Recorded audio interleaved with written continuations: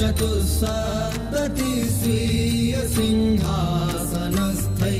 तथा विष्णुभक्तैरनन्तैरुपेतं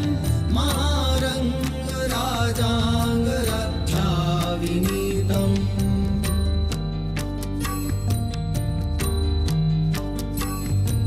न यागो न योगो न वा तन्त्रमन्त्रौ न हि ज्ञानदानेन भक्ति प्रपत्ति